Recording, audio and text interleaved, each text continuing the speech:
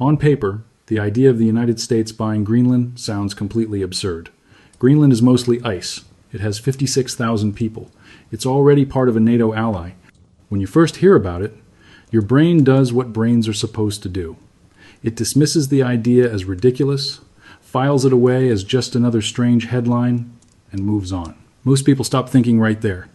But if buying Greenland is so obviously absurd, why has the idea appeared multiple times across 150 years under very different administrations in very different political climates? Why does it keep coming back? The purchase idea is not a plan, it's a signal. And when powerful countries start sending signals instead of making plans, it usually means they're worried. If we're going to understand what that signal means, we need to stop thinking about conquest and start thinking about something much more subtle, much more structural, and much more revealing about how power actually works in the modern world. This video is not about whether the United States will annex Greenland. It won't. This is not a story about inevitable conquest or imperial expansion or some secret master plan hidden in a vault somewhere. This is a story about why the idea keeps resurfacing, what problem Greenland theoretically solves, and why that problem cannot be solved by ownership. The real question is not whether America wants Greenland. The real question is what changed to make talking about buying it feel necessary again. And the answer to that question tells us more about the nature of modern geopolitical anxiety than any invasion plan ever could. Greenland has one fact that never changes: geography. Greenland sits between North America and Europe. It sits under polar flight routes and missile trajectories.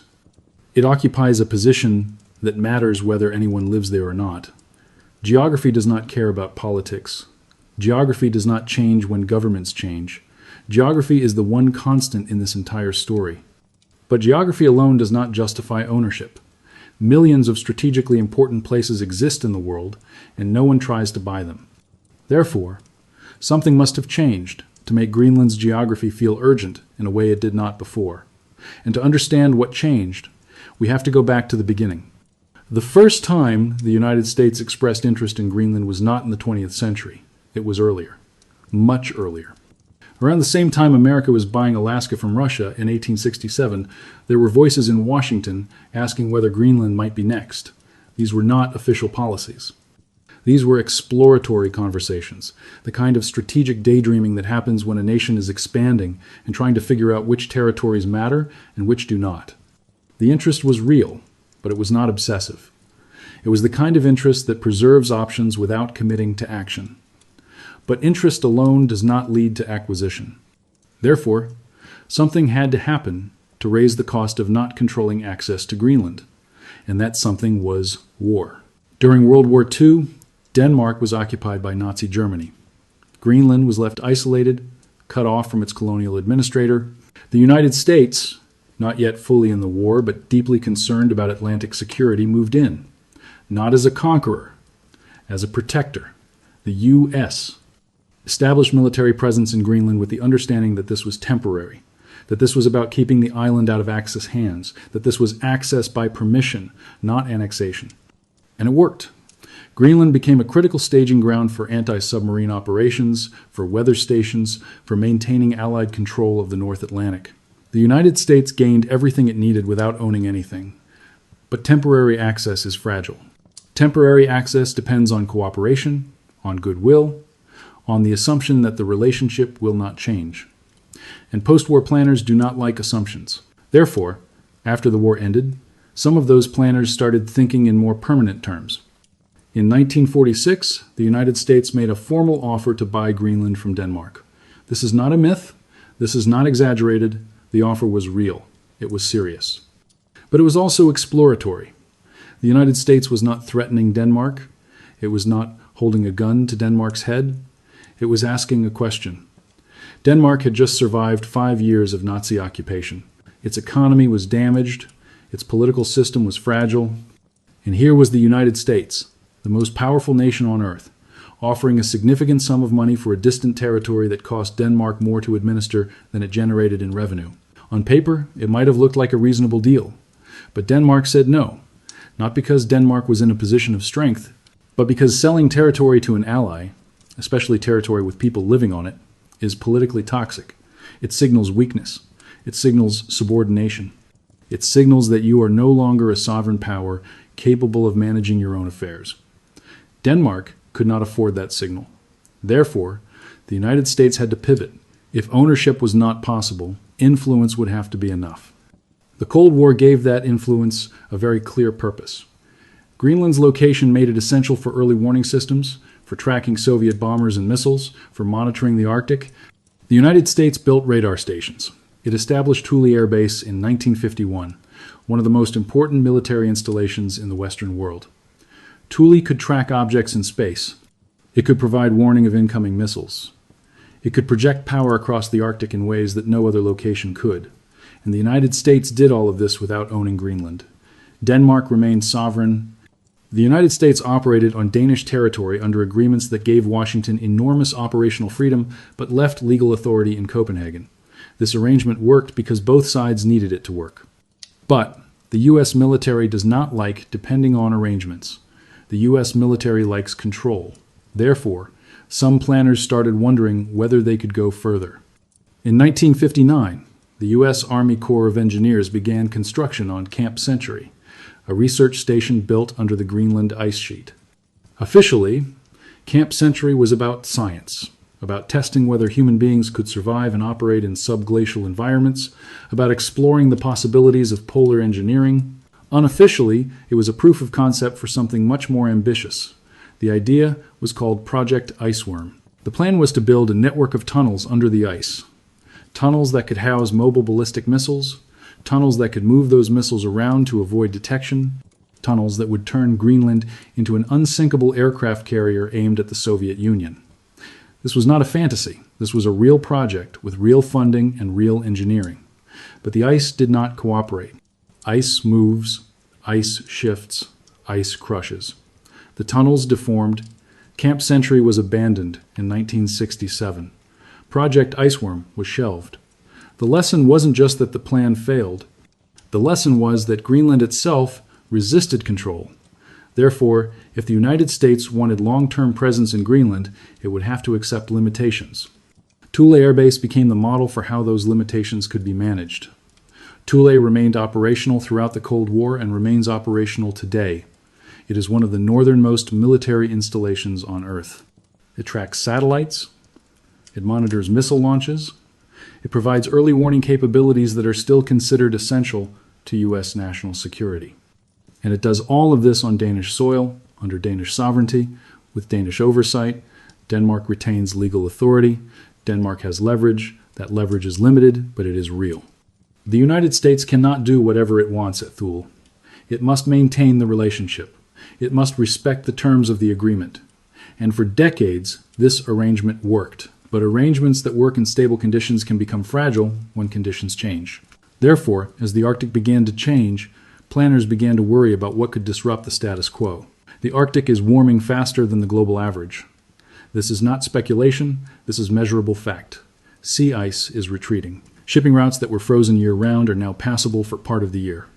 The Northern Sea route along Russia's coast and the Northwest Passage through Canada's Arctic archipelago are becoming navigable for longer periods each year. This does not mean the Arctic is suddenly open for business. It does not mean shipping through the Arctic is easy or cheap or risk-free. It means the Arctic is transitioning from a frozen barrier to a contested space. And contested spaces attract attention. But attention creates competition. And competition turns access into anxiety. Military planners think in terms of decades. They do not wait for a problem to become urgent. They prepare for the possibility that it might. Therefore, the opening of the Arctic, however gradual, however uncertain, makes Greenland more important than it was before. Not because Greenland is suddenly valuable, but because Greenland is now a variable in a game that is becoming more crowded. One of the most misunderstood parts of this story involves rare earth elements. Greenland has deposits of rare earth minerals. This is true. Rare earths are used in electronics, in batteries, in military hardware. China currently dominates the global supply of rare earths, not because China has all the deposits, but because China has invested heavily in the processing infrastructure that turns raw ore into usable materials.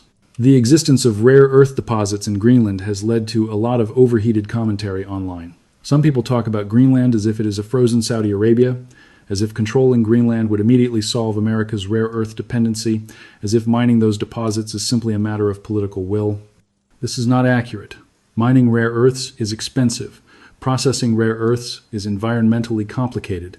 Greenland's political system has to approve any mining projects, and even if all of those obstacles were overcome, building the infrastructure to compete with China would take decades and cost billions.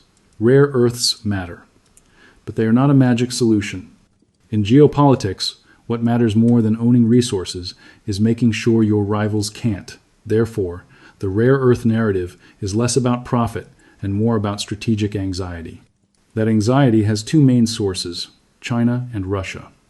Both nations have increased their presence in the Arctic over the past 2 decades. Russia has been rebuilding Soviet-era military bases along its Arctic coast. It has been investing in icebreakers, in submarine capabilities, in infrastructure that extends Russian power into a region that was largely dormant during the post-Cold War period. Russia sees the Arctic as a sphere of influence, as a region where it has historical claims and strategic interests that it will defend. China, despite having no Arctic coastline, has declared itself a near-Arctic state. Chinese companies have invested in mining projects in Greenland. Chinese researchers have established a presence in Arctic science. Chinese shipping companies are preparing for a future where Arctic routes become commercially viable. None of this means Russia is about to invade Greenland. None of this means China is going to establish military bases on Greenlandic soil. But even small footholds change strategic calculations. Even the possibility of rival influence makes American planners nervous. Therefore, the United States has been looking for ways to lock in Greenlandic alignment before someone else does. In 2019, President Donald Trump reportedly expressed interest in buying Greenland. The statement was blunt. It was public. It was immediately dismissed by Denmark and by Greenland itself as absurd. Many people treated it as a joke, as another example of Trump saying something outrageous to dominate the news cycle. But the statement was not accidental. It was not pulled out of thin air. It reflected a real frustration within parts of the U.S. national security establishment that American influence in Greenland was not as secure as it needed to be, that Denmark was not moving fast enough to counter Chinese investment, that Greenland's autonomy was creating unpredictability. The problem is that publicly talking about buying Greenland backfired instantly. It offended Denmark. It offended Greenland. It made the United States look imperial and tone-deaf. It clarified what does not work. You cannot buy influence by announcing you want to buy territory. Therefore, if the United States wants to secure its position in Greenland, it has to do so through quieter, more indirect means. The central misunderstanding in most discussions about Greenland is the assumption that ownership equals control. In the modern world, that assumption is outdated. Modern great powers do not need to own territory to secure their interests. What they need is access. What they need is alignment. What they need is the ability to deny rivals. Sovereignty is expensive. Sovereignty creates legal obligations. Sovereignty makes you responsible for governance, for infrastructure, for the welfare of the population. Influence is cheaper. Influence is flexible. Influence allows you to get what you need without the burdens of administration. The United States does not need to own Greenland to operate Thule Air Base. It does not need to own Greenland to maintain radar installations. It does not need to own Greenland to monitor the Arctic. What it needs is for Greenland to remain aligned with the West, to remain part of the NATO security architecture, to remain a place where American access is guaranteed. But even influence has limits, and those limits are set not by Denmark, but by Greenland itself. Greenland is not a passive actor in this story. Greenland has an autonomous government. It controls its own natural resources. It has the legal right to declare independence from Denmark if it chooses. Greenlanders are not waiting for permission from Copenhagen or Washington to decide their future. They are actively debating what that future should look like. Independence is appealing, but independence is also expensive. Greenland's economy is heavily subsidized by Denmark. Declaring independence would mean finding new sources of revenue, new trade partnerships, new ways to sustain a population spread across a vast and hostile environment. The United States could offer financial support. China could offer investment. But both offers come with strings. Both offers would make Greenland dependent on a great power, just a different one. Therefore, Greenland's leadership has been cautious. It has pursued greater autonomy without rushing toward full independence. It has balanced relationships with multiple powers, without fully committing to any single one. And that balance is the reason why ownership is not on the table. The idea that the United States will simply take Greenland by force is wrong.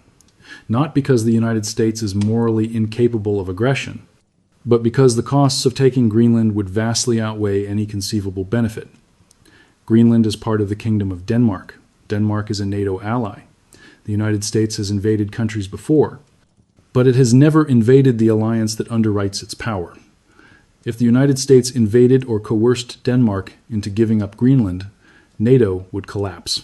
The entire alliance structure that has been the foundation of American power in Europe for 75 years would disintegrate.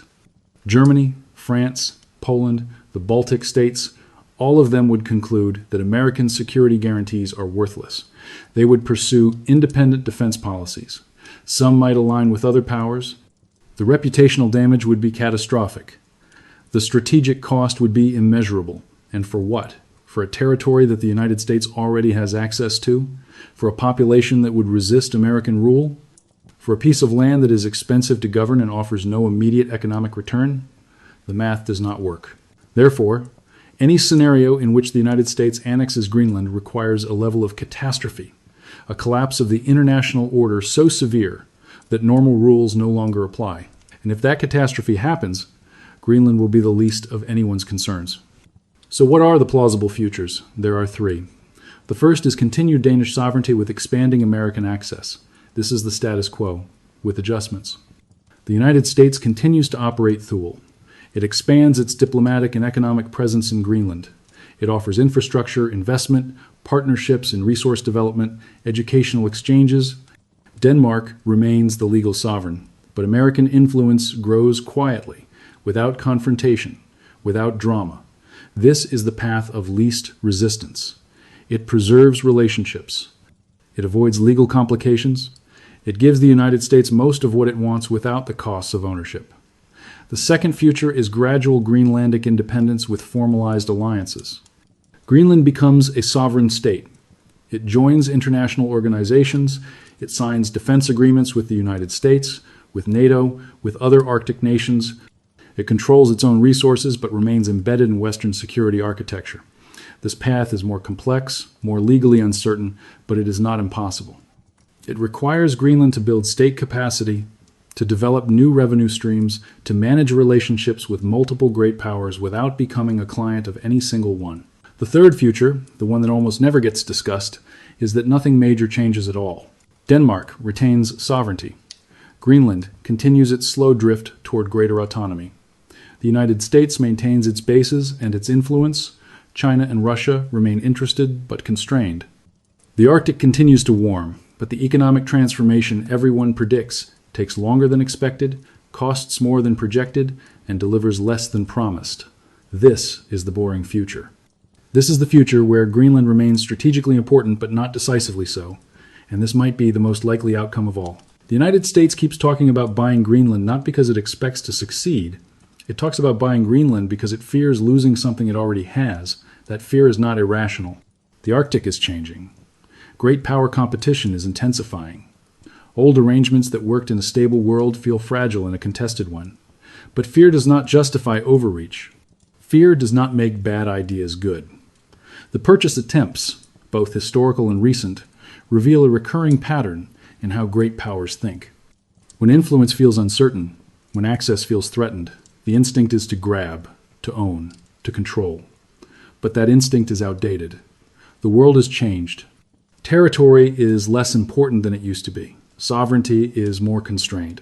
Populations have agency. And trying to force outcomes that ignore those realities does not produce security. It produces backlash. Greenland will not be bought. It will not be conquered. It will not become the 51st state. What will happen instead is more negotiation, more investment, more quiet competition between powers who all want the same thing. Access without responsibility, influence without ownership, security without cost. The United States will continue to operate in Greenland. It will continue to worry about Chinese investment and Russian militarization. It will continue to emphasize the importance of Arctic security.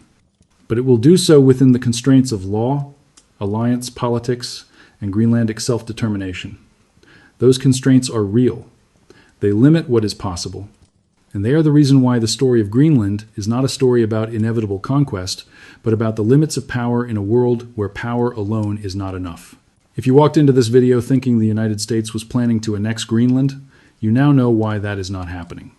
If you thought Greenland was a frozen treasure trove waiting to be claimed, you now understand why that narrative is overblown. If you thought this was a story about evil empires and helpless victims, you now see why it is actually a story about strategic anxiety, legal constraints, and the gap between what great powers want and what they can realistically achieve.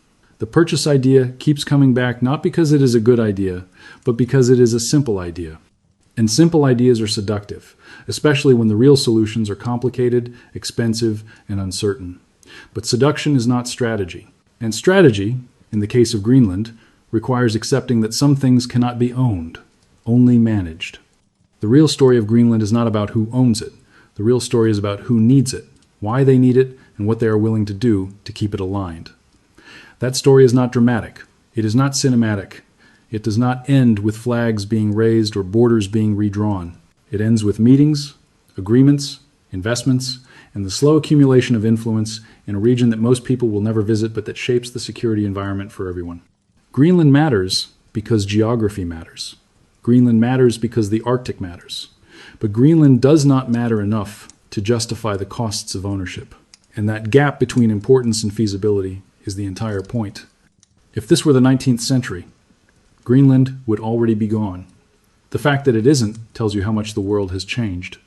The United States wants Greenland to remain stable, aligned, and accessible. It wants to deny that access to rivals. It wants to preserve options without committing to obligations. And the only way to do that is to accept that Greenland is not for sale, has never been for sale, and will never be for sale. The question was never whether Greenland could be bought. The question was why anyone thought buying it was the solution. And the answer is that buying it was never the solution. It was a symptom. A symptom of anxiety, of uncertainty, of a changing world where old rules feel insufficient and new rules have not yet been written. Greenland is not the problem. Greenland is the test case. And how the United States navigates that test case will tell us more about the future of geopolitics than any purchase offer ever could.